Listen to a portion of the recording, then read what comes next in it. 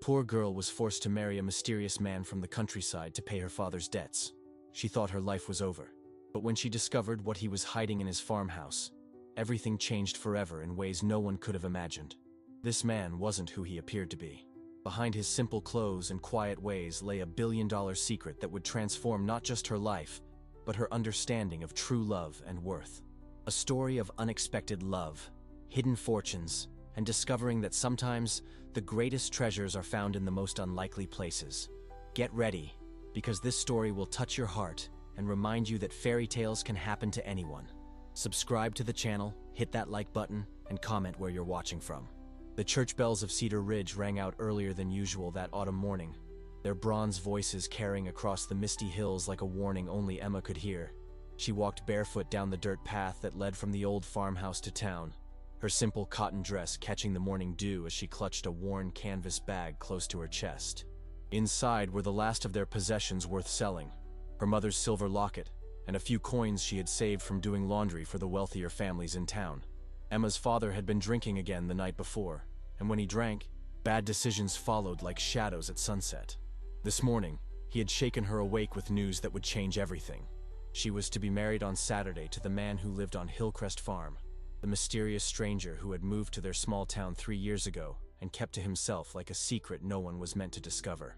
The man everyone called simply Mr. Crawford had offered to forgive all of her father's debts in exchange for her hand in marriage. Months of unpaid bills at the general store, the overdue rent on their little farmhouse, and the money borrowed for her father's failed crop ventures. All of it would disappear if she said yes.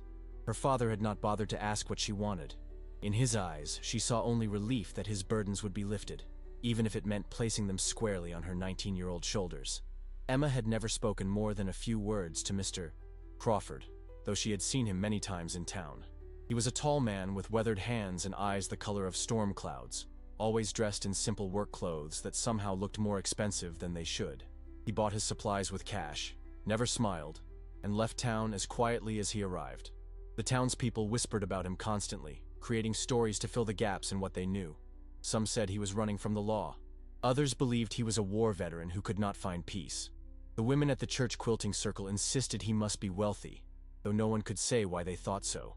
What Emma knew for certain was that he lived alone in the big farmhouse on the hill, tended to his land with the dedication of a man who understood hard work and had never shown interest in courting anyone in town. Until now. When her father approached him about the debts, Mr. Crawford had listened quietly, asked a few questions about Emma, and then made his offer. He needed help with the house and farm, he said. She needed a home and security. It seemed like a practical arrangement to everyone except Emma herself. She spent the days leading up to the wedding feeling like she was watching someone else's life unfold. The women of the town, led by Mrs. Henderson from the general store, rallied around her with the kind of pitying enthusiasm that made her stomach turn. They brought her their old wedding dress, altered it to fit her small frame, and filled her ears with advice about being a good wife to a man she barely knew. Keep him fed, they said. Keep his house clean. Don't ask too many questions. Men like their privacy, especially men like Mr. Crawford. Emma's mother had died when she was 12, leaving behind only a few precious memories and a daughter who had learned too young how to take care of a house and a grieving father. In the 7 years since, Emma had watched her father sink deeper into his bottle and his debts until the day came when she became not his daughter, but his only remaining asset.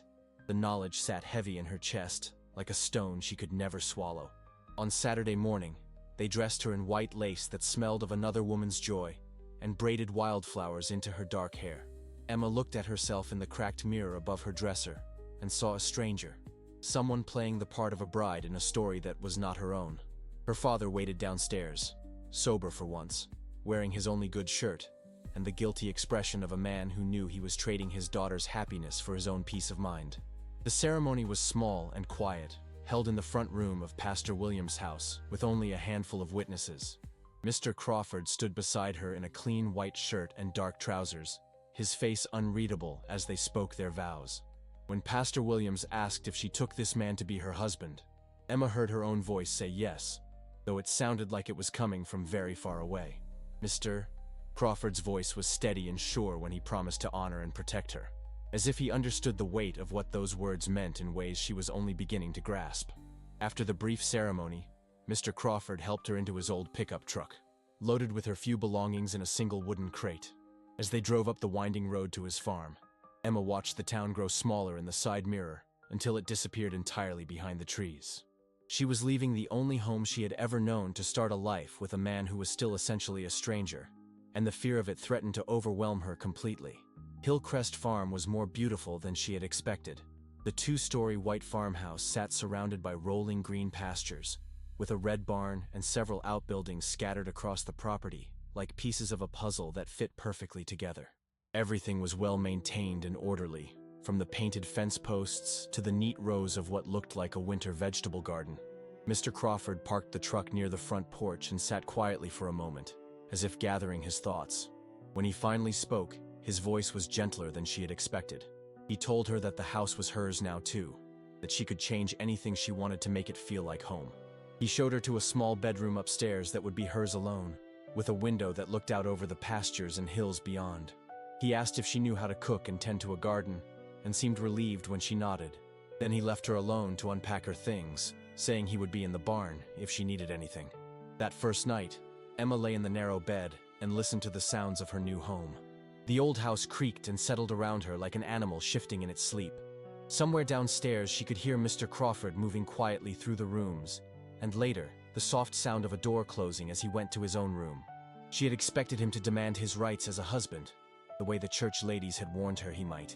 Instead, he had treated her with a careful politeness that was somehow both comforting and confusing. The next few days fell into a pattern that surprised her with its normalcy. Emma woke early, cooked breakfast for both of them, and found her days filled with the familiar rhythms of housework and farm chores. Mr. Crawford was up before dawn, working in the fields or tending to the animals, and their conversations were brief and practical. He thanked her for meals, asked if she needed anything from town, and gradually began to seem less like a stranger and more like a quiet housemate who happened to share her last name. It was while cleaning the kitchen on her fourth day at the farm that Emma made her first discovery about the man she had married. Behind the large cupboard that held their dishes, she found a small gap in the wall where someone had hidden a wooden box. The box was locked, but through a crack in the wood, she could see the corner of what looked like a photograph. Her curiosity won over her conscience, and she managed to work the photograph free through the gap. What she saw made her hands shake. It was a picture of a grand house with white columns and manicured gardens, the kind of mansion she had only seen in magazines. Standing on the front steps was a younger version of Mr. Crawford, dressed in an expensive-looking suit and smiling at the camera with an ease and confidence she had never seen in the quiet farmer she thought she knew. On the back of the photograph, someone had written an address in New York City and a date from 8 years ago. Emma quickly put the photograph back and tried to push the discovery from her mind, but questions began to follow her through her daily tasks, like persistent shadows. If Mr. Crawford had once lived in a mansion in New York, what was he doing in a small farming town in Ohio? Why had he left what appeared to be a life of wealth and privilege for the isolated existence he led now? And most puzzling of all, if he had money, why had he been willing to take on her father's debts in exchange for a wife? Her second discovery came by accident a week later, when she was hanging laundry on the line behind the house. A sudden gust of wind blew one of Mr. Crawford's shirts off the line and into a patch of tall grass near the barn. As she bent to retrieve it, her hand brushed against something hard buried in the dirt. Digging carefully, she uncovered a metal box, rusted but intact, containing a bundle of letters tied with string. The letters were addressed to someone named James William Crawford III, at an address that matched the mansion in the photograph. The return addresses were from lawyers, banks, and investment firms, all dated within the past 5 years. Emma could not read most of the contents without opening the envelopes, but the letterheads alone told a story of wealth and business dealings that seemed impossible to reconcile with the simple farmer who had married her to help her family. That evening, as they sat across from each other at the small kitchen table, Emma found herself studying Mr. Crawford's face in the lamplight. He ate quietly, occasionally glancing up to ask if she needed anything or to comment on the weather. His hands were calloused from farm work, his clothes simple and practical, but now she noticed details that had escaped her before. The way he held his fork spoke of formal dinners and proper manners. The books on his shelf were expensive editions of poetry and philosophy, not the farming guides she would have expected. Even his speech, though simple, carried the careful diction of someone who had been educated at fine schools. When he caught her staring, Mr. Crawford set down his fork and met her gaze directly. For a moment, neither of them spoke, and Emma felt the weight of all her unasked questions hanging in the air between them. Then he cleared his throat and asked if she was happy with her room, if there was anything she needed to make the house more comfortable. His kindness only made her more curious about the contradictions she was beginning to see in the man she had married. The turning point came during her 3rd week at the farm, when Emma woke in the night to the sound of Mr. Crawford calling out in his sleep. His voice carried through the thin walls of the old house, urgent and distressed, speaking words she could not quite make out. In the morning, she found him sitting at the kitchen table with his head in his hands, looking like a man who had wrestled with demons and lost. When she asked if he was all right, Mr. Crawford looked up at her with an expression so full of pain that it took her breath away. For the first time since she had known him, his careful composure cracked, and she saw beneath it a man carrying burdens that went far deeper than the responsibilities of a farm and a new wife. He told her he sometimes had trouble sleeping, that old memories had a way of following him into his dreams. He did not elaborate, but the vulnerability in his voice made Emma want to reach out and comfort him in ways that surprised her. It was that morning that their relationship began to shift from polite coexistence to something that might eventually grow into companionship. Mr. Crawford started asking Emma about her life before their marriage, listening with genuine interest as she told him about helping her mother in the garden, about the books she loved to read, about her secret dream of someday learning to paint. He had been to college, he mentioned casually, and had once known people who made their living as artists. If she was interested, he said, perhaps he could get her some supplies. 3 days later, he returned from town with a box containing brushes, paints, and several small canvases. Emma had never owned anything so beautiful or so completely her own. When she tried to thank him, Mr. Crawford simply shrugged and said that everyone deserved to have something that brought them joy. That night, Emma painted her first picture, a simple landscape of the view from her bedroom window, and felt a happiness she had almost forgotten was possible. As the weeks passed, Emma began to think of Hillcrest Farm, not as a prison where she had been sold to pay her father's debts, but as a sanctuary where she was slowly discovering who she might become when given the space to grow. Mr. Crawford proved to be a thoughtful housemate and a considerate husband. He never raised his voice, never drank to excess, and treated her with a respect she had rarely experienced in her father's house. More importantly, he seemed to see something in her that no one else ever had. Not just a set of hands to help with the work, but a person with thoughts and dreams and possibilities of her own. The first real test of their fragile new peace came on a rainy Thursday in October, when a sleek black car pulled into their driveway and a woman in expensive clothes stepped out. Emma watched from the kitchen window as the woman walked confidently to their front door, her heels clicking on the wooden porch like a countdown to trouble. When Mr. Crawford answered her knock, Emma could hear their voices through the thin walls, though she could not make out the words. What she could hear was the tension in Mr. Crawford's voice and the demanding tone of his visitor. The woman stayed for nearly an hour, and when she finally left, Mr. Crawford came into the kitchen looking like he had aged years in the space of their conversation. Emma asked if everything was all right, and for a moment, she thought he might tell her the truth about whatever secrets he was carrying. Instead, he simply said that sometimes the past had a way of catching up with people, no matter how far they tried to run from it. That night, Emma lay awake listening to Mr.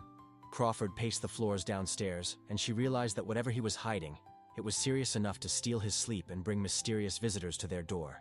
She was beginning to care about this quiet, complicated man who had given her a home and encouraged her dreams, and the thought that he might be in some kind of trouble filled her with a worry that surprised her with its intensity. The next morning brought a letter in the mail addressed to James William Crawford III, with a return address from a law firm in New York City. Mr. Crawford read it at the breakfast table, his face growing more grim with each line. When he finished, he folded the letter carefully and put it in his pocket, but not before Emma caught a glimpse of letterhead that included the words, trust fund and estate settlement. It was becoming clear to Emma that her husband was not the simple farmer he pretended to be, and that whatever had brought him to Cedar Ridge, it was connected to a world of wealth and complications that she could barely imagine. The question that kept her awake at night was whether his past would eventually destroy the peaceful life they were building together, or whether love might be strong enough to overcome whatever secrets lay buried in the box behind the kitchen cupboard. October gave way to November, and Emma found herself falling into a routine that felt increasingly like home. She painted in the mornings when the light was best, tended to the house and helped with the farm work during the day, and spent her evenings reading by the fireplace, while Mr. Crawford worked on farm accounts or wrote letters he never let her see. They had begun to talk more easily with each other, sharing stories about their childhoods and their hopes for the future, though Emma noticed that Mr. Crawford's stories always seemed to end abruptly when they approached more recent years. The mystery deepened when Emma discovered that their farm was far more prosperous than it appeared on the surface. While hanging curtains in the front parlor, she found bank statements that had fallen behind the desk, showing account balances that made her gasp. The numbers were staggering. More money than her father had earned in his entire life, sitting in accounts that belonged to the man who lived so simply that he repaired his own clothes and grew his own vegetables. When she worked up the courage to ask Mr. Crawford about the money, he was quiet for a long time before answering. He told her that he had been fortunate in some business dealings before coming to Cedar Ridge, and that he preferred to live simply regardless of what he could afford. He had learned, he said, that money often brought more problems than solutions, and that the happiest people he had known were those who found contentment in small things. Emma wanted to ask more questions, but something in his tone warned her not to push. Instead, she found herself watching him more carefully, noticing the way he sometimes seemed to be listening for sounds that never came, or how he always positioned himself where he could see both the front and back doors when they sat in the evening. He was a man living in careful preparation for something, though Emma could not tell if he was waiting for opportunity or trouble. The answer came sooner than either of them expected, on a cold December morning when Emma was kneading bread in the kitchen and heard the sound of multiple cars coming up their long driveway. She looked out the window to see 3 black sedans parked in front of their house, and men in expensive suits walking toward their front door with the purposeful stride of people who were not easily turned away. Mr.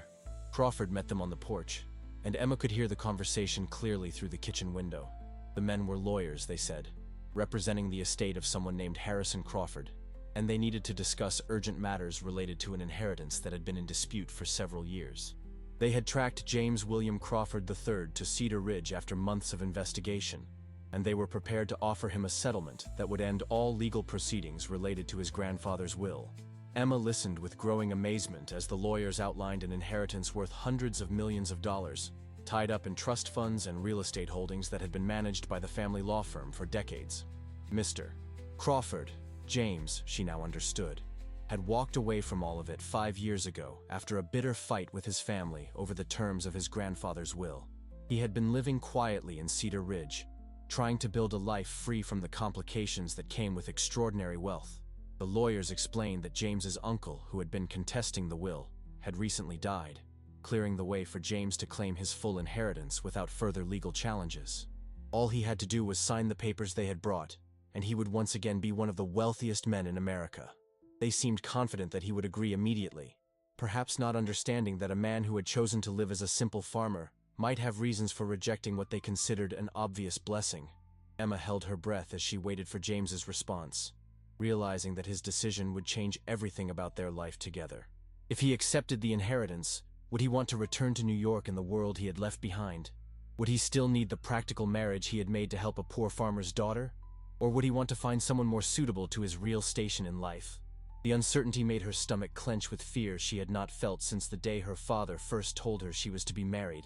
James asked the lawyers to wait while he considered their offer, and Emma heard him walking toward the kitchen where she stood frozen beside the bread bowl, flour still dusting her hands. When he appeared in the doorway, his face was unreadable, but his eyes held a question that seemed to pierce straight through to her heart.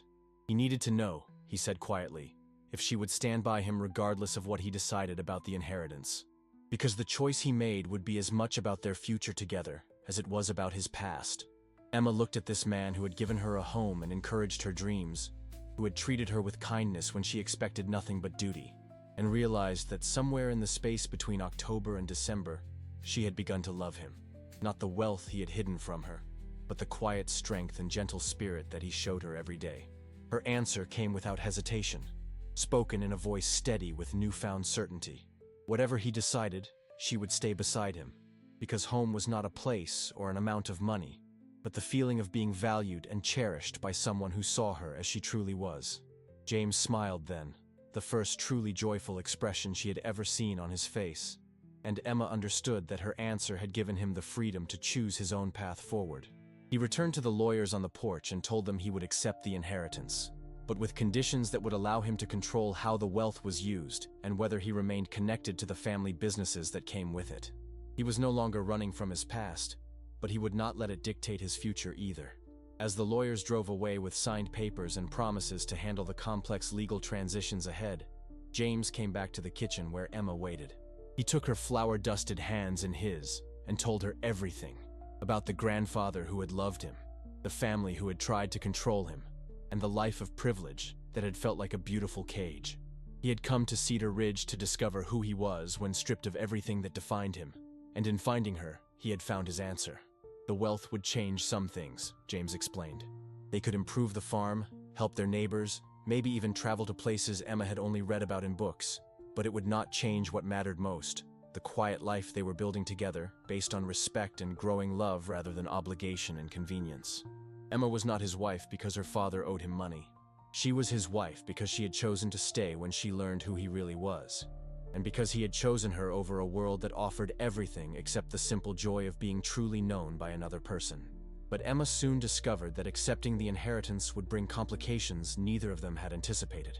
Within a week of the lawyer's visit, their quiet farm became the center of attention from people who had never shown the slightest interest in Cedar Ridge before. Reporters arrived first, having somehow learned about the reclusive heir who had been found living as a simple farmer. They camped outside the property lines, taking photographs and shouting questions whenever Emma or James appeared outside. The attention made Emma feel exposed and vulnerable in ways that reminded her of the worst parts of her childhood, when neighbors would whisper about her father's drinking and their family's debts. She began to understand why James had chosen to hide from this world, and why he looked increasingly tired as each day brought new intrusions into their privacy. The simple joy of hanging laundry in the morning sun became impossible when cameras clicked from the roadway, turning their most ordinary moments into public spectacle. More troubling were the visits from James's family members, who emerged from years of silence like vultures drawn to fresh carrion. His cousin Richard arrived first, driving a car that cost more than most houses in Cedar Ridge and wearing a smile that never reached his eyes. He toured their simple farmhouse with barely concealed disdain, making comments about how quaint it all was, while clearly calculating the value of everything he saw. When he suggested that James might want to sell the farm and return to civilized society, Emma felt a chill that had nothing to do with the December weather. James's sister Catherine came next, accompanied by her husband and their teenage children who spent the entire visit staring at their phones and complaining about the lack of decent cell service. Catherine spoke to Emma with the kind of patronizing kindness usually reserved for mentally impaired children, praising her for taking such good care of James during his rustic phase, and hinting that she would be happy to help Emma learn proper etiquette now that they would be moving in higher social circles. The conversation that hurt most came when Catherine pulled James aside and spoke in the carrying whisper that wealthy people used when they wanted to be overheard. She expressed concern about his hasty marriage to someone so far beneath his station, suggesting that it might be kinder to everyone involved if they had the marriage quietly annulled, now that he was returning to his proper place in society. Emma, arranging flowers in the next room, heard every word and felt her newfound confidence crumble like autumn leaves under frost. That night, Emma lay awake wondering if James's family might be right. She had been raised in poverty, educated in a one-room schoolhouse, and trained for nothing more sophisticated than keeping house and tending gardens. What did she know about the world James came from, with its charity galas and business dinners, and complicated social rules that everyone seemed to know except her? Perhaps she would only embarrass him and hold him back from reclaiming the life he was meant to live. James seemed to sense her doubts without her speaking them aloud. The next morning, he found her painting in the small room he had set up as her studio, working on a landscape that captured the view from their bedroom window in shades of winter gray and gold. He watched her work for a few minutes before speaking, and when he did, his voice carried a conviction that surprised her with its intensity. He told her that in all his years of privilege and wealth, surrounded by people who had been groomed from birth for high society, he had never met anyone with half her natural grace or genuine kindness. The woman who had cared for him during his fever, who had chosen to stay when she learned his secrets, who found beauty in simple things and created art that made their humble farmhouse feel more elegant than any mansion. That woman was not beneath anyone's station. She was the standard by which he would measure everyone else for the rest of his life. Emma wanted to believe him, but the doubts planted by his family grew stronger when the social invitations began arriving. James was expected at charity functions, business meetings, and family gatherings that would formally welcome him back into New York society. The invitations were addressed to Mr. and Mrs. Crawford, but Emma could read between the lines. She was expected to attend, to smile and make small talk, and prove that she would not be an embarrassment to the Crawford name. The first event was a Christmas charity gala at one of New York's most exclusive hotels. Emma spent days worrying about what to wear, how to act, what to say to people who had never worked with their hands or worried about money.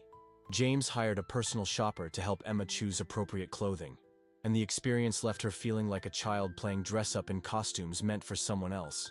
The dress was beautiful, midnight blue silk that made her feel like she was wearing liquid starlight, but it also felt like armor she was not sure she knew how to wear. The gala itself was a revelation in all the wrong ways. Emma found herself surrounded by people who spoke in coded language about things she did not understand, who smiled with their mouths while their eyes cataloged her every flaw. The women were kind enough in the way that people are kind to rescue animals, grateful for her efforts but clearly not expecting much. The men either ignored her completely or spoke to her with the exaggerated patience usually reserved for foreigners who did not speak the language well. Emma made it through the evening by staying close to James and speaking as little as possible, but she could feel the weight of judgment from every person she met. She was being measured against a standard she had never been taught to meet, found wanting by people who had never faced a single day of real hardship in their carefully orchestrated lives.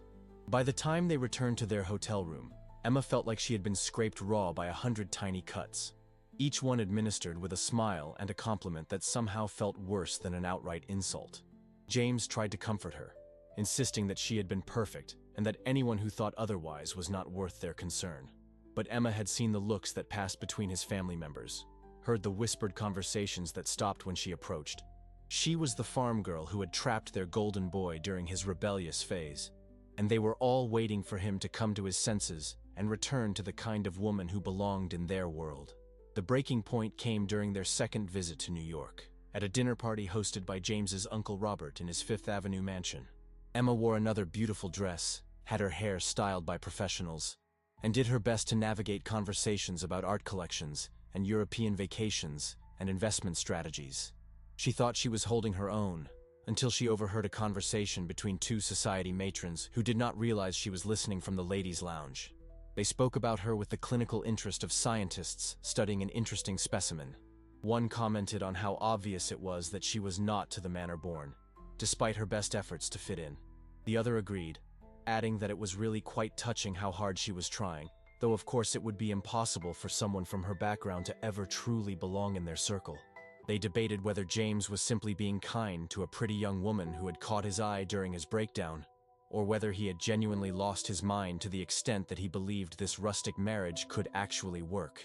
Emma stood in the marble bathroom, looking at herself in the gilt-framed mirror, and saw what they saw: a girl playing dress-up in a world where she would always be an outsider. Her hands, despite manicures and expensive lotions, still showed the calluses of honest work. Her accent, despite her best efforts, still carried traces of rural Ohio. Her conversation, despite hours of coaching from James, still lacked the effortless sophistication that marked true membership in this exclusive club.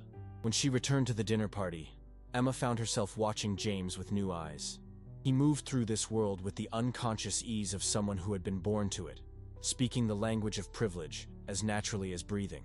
He was kind to her, attentive and protective, but she began to wonder if his kindness came from love or from the same charitable impulse that made him donate to worthy causes. Perhaps she was simply his favorite charity case, the poor girl he had rescued and was determined to reform. The ride back to their hotel was quiet, and Emma spent it staring out the window at the glittering city lights, while James worked on his phone, handling business that she could not understand and would never be qualified to help with. She realized that his wealth was not just money in bank accounts. It was an entire universe of connections and responsibilities and expectations that she could never fully comprehend, let alone navigate successfully. That night, Emma made a decision that felt like swallowing broken glass. She told James that she wanted to return to Cedar Ridge alone, to give him space to decide what he really wanted without the complication of a wife who did not fit into his real life. She could see the shock and pain in his eyes, but she also saw something that might have been relief, and that hurt worst of all. James protested, insisted that he loved her exactly as she was, that he had no desire to return permanently to the world they had just left. But Emma had heard the way people spoke to him at these events, seen the business opportunities that were already opening up, felt the gravitational pull of the life he had been born to live. She was holding him back from his destiny, and she loved him too much to let that continue. The argument that followed was the first real fight of their marriage, full of tears and accusations and desperate attempts to make the other understand. James accused Emma of giving up on them without really trying, of letting the opinions of people who did not matter drive her away from the life they were building together. Emma accused James of being naive about the cost of his acceptance back into society, of not understanding that she would always be a liability to his reputation and social standing. They fell asleep in angry silence, in a hotel bed that felt as cold and unwelcoming as the world they had spent the evening navigating. Emma lay awake until dawn, memorizing the sound of James's breathing and preparing herself for the possibility that this might be the end of the fairy tale she had been foolish enough to believe could have a happy ending. The next morning brought a phone call that changed everything again. James's lawyer was calling to inform him that his cousin Richard had filed a legal challenge to the inheritance, claiming that James was mentally incompetent and that his marriage to Emma was evidence of his impaired judgment. The lawsuit sought to have James declared unable to manage his own affairs and to place the inheritance in a trust controlled by Richard and other family members. Emma felt sick as she listened to James's side of the conversation, understanding that her worst fears were coming true. She was not just an embarrassment to his family. She was being used as evidence of his mental instability, as proof that he could not be trusted to make rational decisions about his own life. The marriage that had started as a business arrangement and grown into something precious was now being weaponized against the man she loved. James hung up the phone and turned to face her with an expression of cold fury that she had never seen before. But his anger was not directed at her. It was focused on the family members who thought they could manipulate him by attacking his wife. For the first time since she had known him, Emma saw the steel beneath his gentle nature, the strength that had allowed him to walk away from unimaginable wealth and build a new life from nothing. He told her that they were going home to Cedar Ridge immediately, and that anyone who thought they could use his marriage as a weapon against him was about to learn exactly how much fight he had left in him. Emma was not a mistake he needed to correct, or a phase he needed to outgrow. She was his wife, his partner, and his choice. If his family could not accept that, then they could go to hell with their money and their lawsuits, and their narrow-minded bigotry. Emma felt something shift inside her, as she listened to James defend their marriage with a passion that left no room for doubt about his feelings. Perhaps she had been too quick to accept other people's judgments about her worth, too willing to believe that love was not enough to bridge the gap between their different worlds. Perhaps the real test of their marriage was not whether she could learn to fit into his old life, but whether they could build a new life together that honored both their backgrounds and their dreams. As they packed their bags and prepared to return to Ohio, Emma realized that the fairy tale she thought was ending might actually just be beginning. The poor girl who had been forced to marry a man from the countryside had discovered that he was hiding a billion-dollar fortune. But more importantly, she had discovered that the fortune that mattered most was not the money in his bank accounts, but the love and respect he had given her from the very beginning. The real test of their marriage was just starting, and Emma was finally ready to fight for what they had built together. She had spent too many years accepting other people's definitions of her worth, first as her father's burden, and then as James's social liability. It was time to start defining herself as the woman she wanted to become, with or without the approval of people who measured human value in stock portfolios and bloodlines. The battle ahead would not be easy, but as Emma looked at James, her husband, her partner, her unlikely love story, she felt a strength she had never known she possessed. They had chosen each other despite all the reasons it should not work, and that choice was worth fighting for, no matter what weapons their enemies chose to use against them. The legal battle that followed consumed the next 3 months of their lives like a wildfire that fed on everything beautiful they had built together. James hired the best lawyers money could buy, but Emma felt the weight of being scrutinized by investigators who pored over every detail of their courtship and marriage, looking for evidence to support Richard's claims that James had been manipulated by a gold-digging farm girl who had taken advantage of his vulnerable state. The first phase of the investigation felt like having her entire life dissected under a microscope by strangers who seemed determined to find something shameful in her past. Private investigators interviewed everyone who had ever known her, from childhood teachers to neighbors who remembered her father's drinking problems. They questioned the circumstances of her mother's death, examined her family's financial records going back decades, and even tracked down distant relatives she had not seen in years.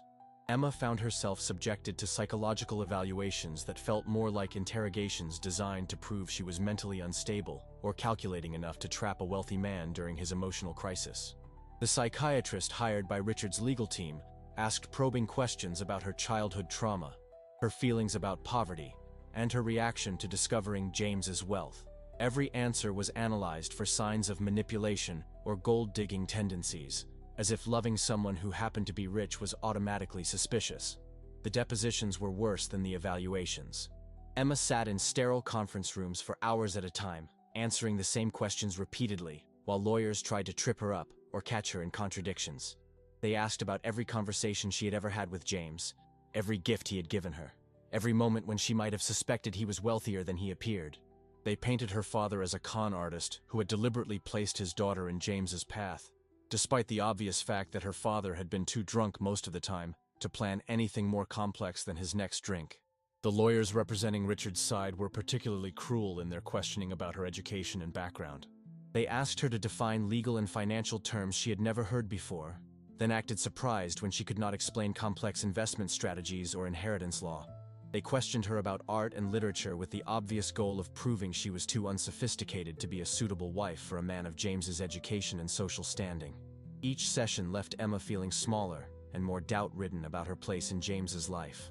She began to see herself through their eyes, as an uneducated farm girl who had stumbled into a fairy tale she did not deserve and was too naive to navigate successfully. The confident woman who had begun to emerge during her months with James started to retreat back into the shell of insecurity that had protected her during her difficult childhood.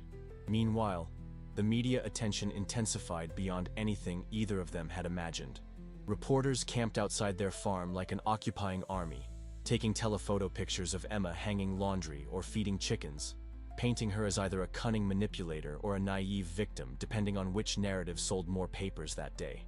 The tabloids were the worst, running headlines like "Billion-Dollar Bride, Love or Greed," and "From Rags to Riches, the Farm Girl Who Trapped a Fortune." The local grocery store became a gauntlet of cameras and shouted questions every time Emma tried to buy supplies. Reporters thrust microphones in her face, asking how it felt to go from poverty to unimaginable wealth overnight, whether she had known about James's inheritance when she married him, and what her plans were for spending his money. The questions were designed to make her look either greedy or stupid, and Emma quickly learned that there were no safe answers to give. James started driving 2 hours to the next county just so Emma could shop in peace. But even that became complicated when reporters began following them. Their quiet Sunday drives through the countryside became impossible when paparazzi on motorcycles trailed behind them, trying to get photographs that could be sold to the highest bidder. Emma felt like a prisoner in her own home, afraid to step outside without being photographed and judged by strangers who knew nothing about her real story. The strain began to show in small ways that broke Emma's heart more than the big dramatic confrontations. James lost weight from stress, and sleepless nights spent strategizing with lawyers. His easy smile became rare, replaced by the careful, guarded expression he had worn when she first met him. Emma's painting, which had brought her such joy and represented her growing sense of self-worth, became impossible when she felt constantly watched and judged. How could she create anything beautiful when her every move was being dissected for signs of unworthiness? Their easy conversations grew stilted as they both became careful about what they said, knowing that anything could potentially be twisted and used against them in court. The lawyers had warned them that their phones might be tapped, their mail intercepted, their private moments invaded by people desperate to find evidence of deception or manipulation. The trust they had built so carefully was being tested by forces neither of them had ever faced before. The worst moment came when Emma's father appeared at their door one gray February morning, drunk and belligerent, demanding money in exchange for testifying on their behalf. He had read about the inheritance in the newspapers and decided that his daughter's good fortune should benefit him as well. He stood on their front porch, swaying and slurring his words, threatening to tell reporters about Emma's difficult childhood, unless James paid him to keep quiet. Emma felt sick listening to her father's demands, remembering all the years she had protected his reputation while he drank away their future. Now he was trying to use her love and loyalty against her, threatening to destroy the happiness she had found unless she bought his silence. James quietly wrote him a check for enough money to disappear for several months, But Emma was devastated by the reminder of the world she came from and the people who saw her only as a means to their own ends.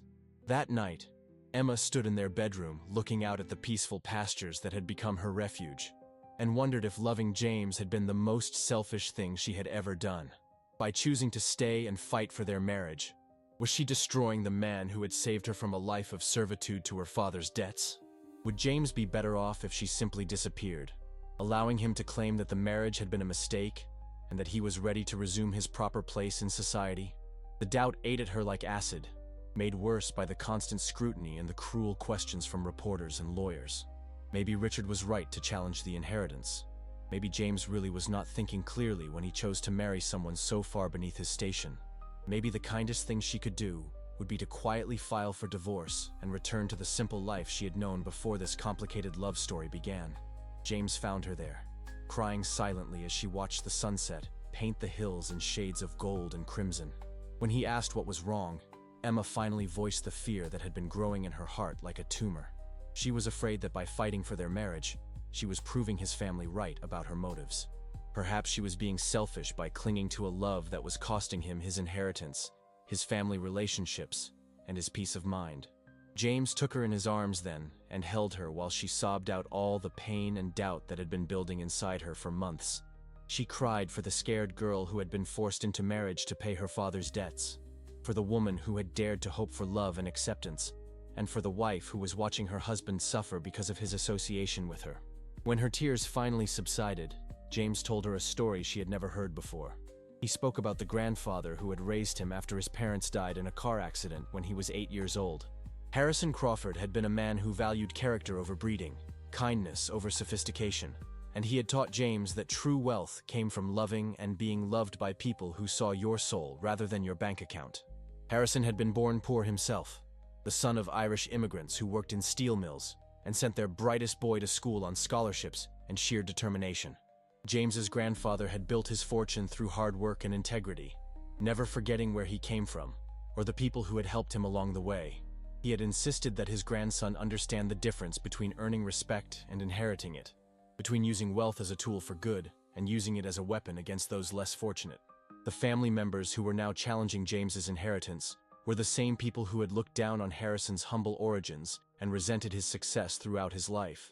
As James talked, Emma began to understand that their marriage was not just about love between two individuals, but about continuing the legacy of a man who had believed that worth was measured by how you treated people who could do nothing for you. Harrison Crawford would have loved Emma not despite her background, but because of the strength and grace she had shown in overcoming it. The fight they were engaged in was not really about money. It was about defending the values that made James the man she had fallen in love with. The revelation gave Emma new strength, but the legal battle was far from over. Richard's lawyers had hired private investigators, who seemed determined to prove that Emma had somehow orchestrated their entire relationship from the beginning. They interviewed everyone in Cedar Ridge, looking for evidence that Emma had known about James's wealth before their marriage, or that her father had somehow planned to trap a rich husband for his daughter. The investigators' questions revealed how little they understood about small-town life or the reality of Emma's situation before her marriage. They seemed genuinely surprised to learn that she had been working multiple jobs to support herself and her father, that she had never owned anything more valuable than her mother's silver locket, and that she had been actively trying to avoid marriage to anyone when her father announced his deal with James. Mrs. Henderson from the general store became particularly indignant when investigators suggested that she might have been part of a conspiracy to help Emma trap a wealthy husband. She told them in no uncertain terms that Emma had been one of the hardest-working, most honest young women she had ever known, and that anyone who thought otherwise was either blind or deliberately malicious. Her fierce defense of Emma's character began to rally other townspeople who had watched Emma grow up and knew the truth about her situation. Pastor Williams was equally protective when questioned about Emma's motives and character. He described her years of quietly helping elderly parishioners with their shopping and housework, never seeking recognition or reward for her kindness. He talked about her devotion to her father despite his problems, her strength in facing adversity with dignity, and her genuine surprise and confusion when James first began showing interest in her as more than just a hired helper. The doctor who had treated Emma's father after his various drinking-related accidents spoke about Emma's mature handling of difficult situations and her unwavering loyalty to family, despite having every reason to walk away. He remembered the teenage girl who had cleaned up her father's messes without complaint, who had worked extra hours to pay his medical bills, and who had never once asked for charity or special treatment despite their obvious need. Even Emma's former teacher from the one-room schoolhouse made herself available to investigators, bringing samples of Emma's writing and artwork that demonstrated her intelligence and creativity, despite her limited educational opportunities. She spoke about a bright, curious child who had devoured every book in their small library, and who had shown remarkable artistic talent even when using nothing more than pencils and scraps of paper. As word spread through Cedar Ridge about the investigation and its purpose, something unexpected began to happen. The townspeople who had known Emma all her life started to organize their own defense of her character.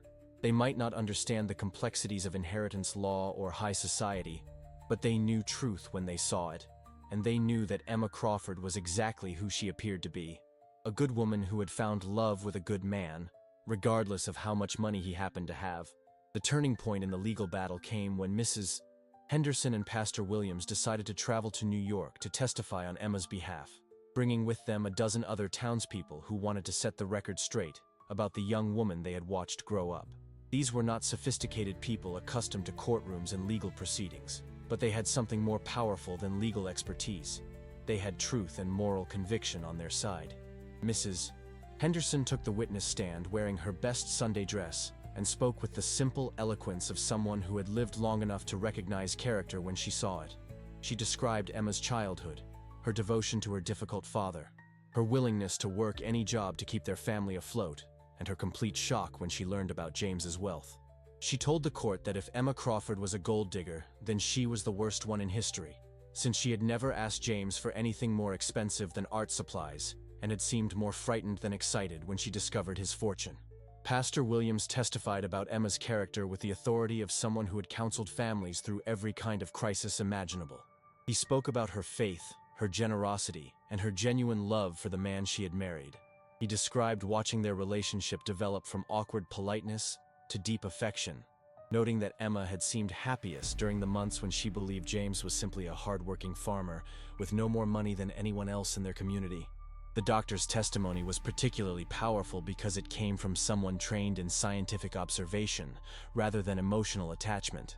He described Emma's behavior during family crises, her practical approach to problems, and her complete lack of interest in material possessions beyond basic necessities. He noted that he had never seen her display any of the behaviors typically associated with manipulative or calculating individuals.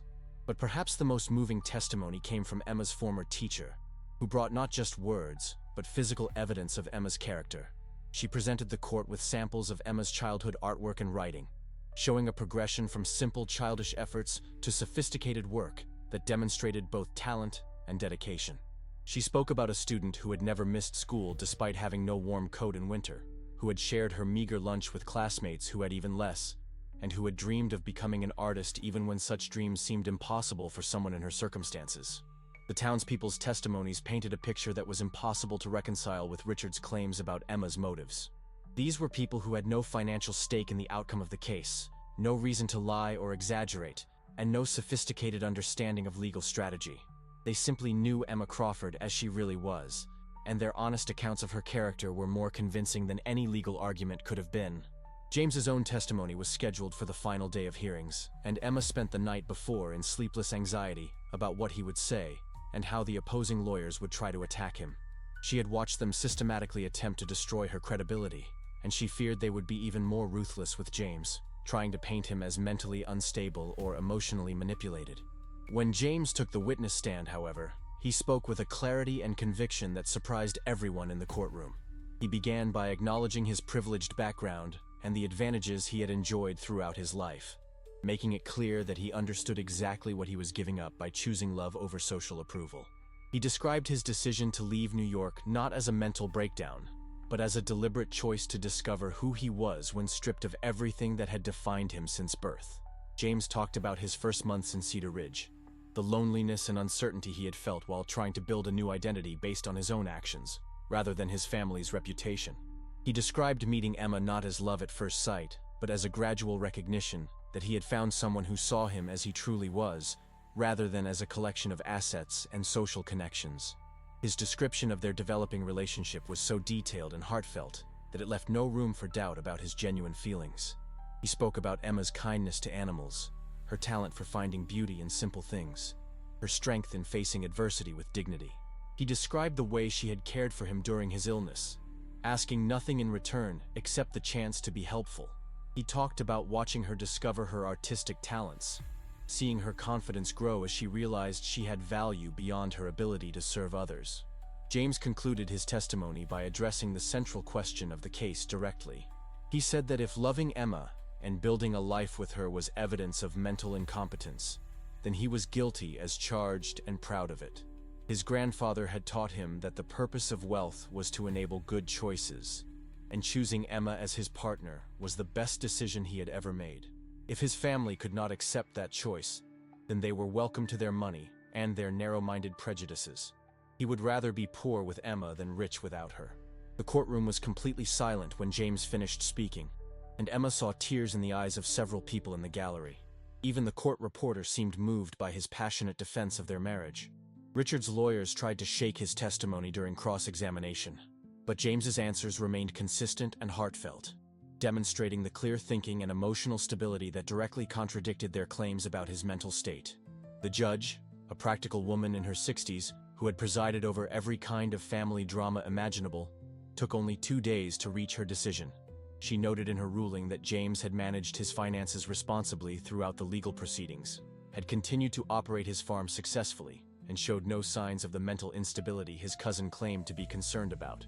The marriage might have been unconventional by some standards, but there was overwhelming evidence that it had been a genuine partnership between two consenting adults who shared compatible values and genuine affection. More importantly, the judge found that Richard's case was based not on legitimate concern for his cousin's welfare, but on greed for an inheritance he had never been entitled to receive. She dismissed the lawsuit with prejudice, meaning it could never be filed again, and awarded James full control of his inheritance, along with legal fees that would cost Richard's side hundreds of thousands of dollars in sanctions for bringing a frivolous case. Emma felt numb with relief as they left the courthouse, but the real victory came when they returned to Cedar Ridge and found the entire town waiting to welcome them home. Someone had strung lights around the town square, the church ladies had prepared a potluck dinner that could have fed an army, and even the teenagers who usually showed no interest in adult affairs had made banners celebrating their return. Emma realized that while she had been worried about fitting into James's world, she had already found her place in a community that valued her for who she was rather than what she represented. The celebration lasted well into the evening, with neighbors sharing stories about how much they had missed Emma's presence in their daily lives and how proud they were that she had stood up to the big city lawyers who had tried to intimidate her.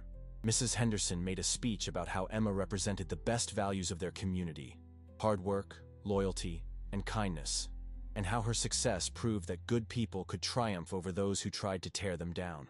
The months that followed brought healing and growth that surprised them both with its depth and sweetness.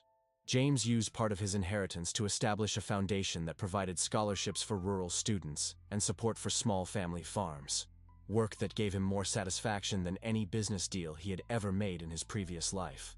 The foundation's first project was upgrading the one-room schoolhouse where Emma had learned to read, ensuring that future generations of Cedar Ridge children would have access to books, art supplies, and educational opportunities that had been unimaginable when Emma was a student there. Emma's painting evolved from a hobby into a serious artistic pursuit, with galleries in nearby cities beginning to take notice of her work. Her paintings of rural life carried an authenticity that could not be faked or learned in art school.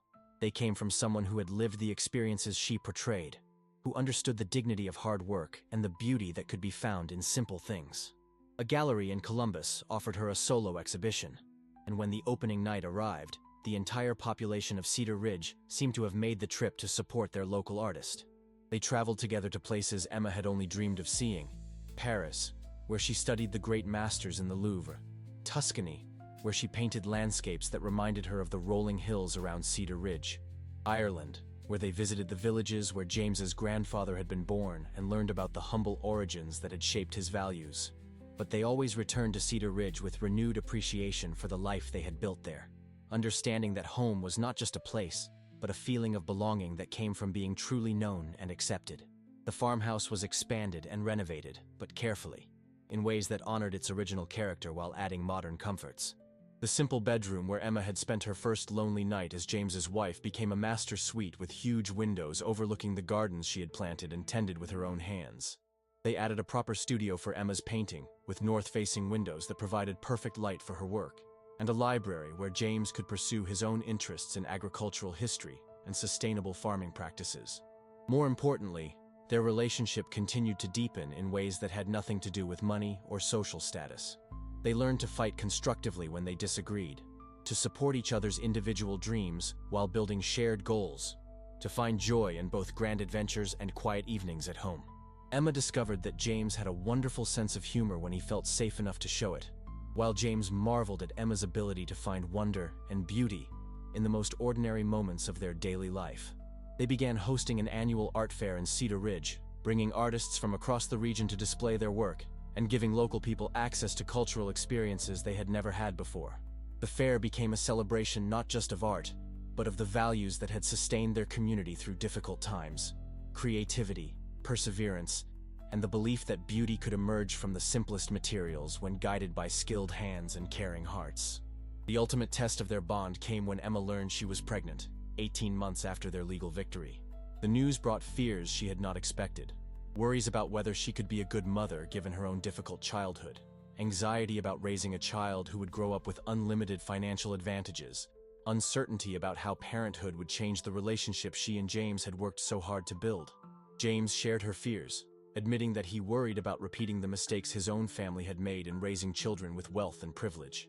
They spent long evenings talking about the kind of parents they wanted to be, the values they hoped to instill, the balance they would need to find between giving their child opportunities and teaching him or her the importance of earning respect through character rather than inheritance. They decided that their children would attend the local school in Cedar Ridge rather than exclusive private academies, that they would learn to work with their hands as well as their minds, and that they would understand from an early age that their privilege came with responsibilities to help others who had fewer advantages. Emma wanted her children to know the satisfaction of growing their own food, creating something beautiful with their own hands, and earning the respect of their community through their actions rather than their family name. When their son was born on a snowy February morning, Emma held him in her arms and felt a love so fierce and protective that it took her breath away. James cried when he held his son for the first time, whispering promises about being the kind of father Harrison Crawford had been to him: present, supportive, and determined to raise a child who understood that true wealth came from the love of family and the respect of community.